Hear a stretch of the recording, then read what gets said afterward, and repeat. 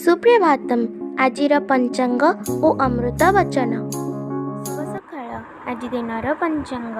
ଆଜି ଶ୍ରୀ ଶ୍ୱେତବରାହ କଳ୍ପର ବୈବସ୍ୱତ ମନ୍ୱନ୍ତର ଦ୍ୱିତୀୟ ପରାର୍ଦ୍ଧ ଉତ୍ତରାୟଣ ଗ୍ରୀଷ୍ମ ଋତୁ ବୈଶାଖ ମାସ କୃଷ୍ଣପକ୍ଷ ସପ୍ତମୀ ତିଥି ବୁଧବାର ଚୁକାପ୍ତ 5126 ବିକ୍ରମ ସମ୍ବତ 2081 ମେ ମାସର 1 ତାରିଖ।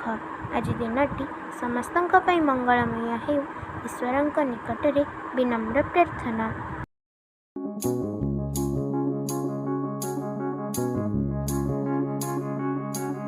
ବିଷୟ, ସନ୍ତାନ କିମ୍ବା ମାନ ସଂଗ୍ରହ ନିମିତ୍ତ କେହି ଯେପରି କାମନା କରି ଈଶ୍ୱରଙ୍କର ସାଧନା ନ କରନ୍ତି।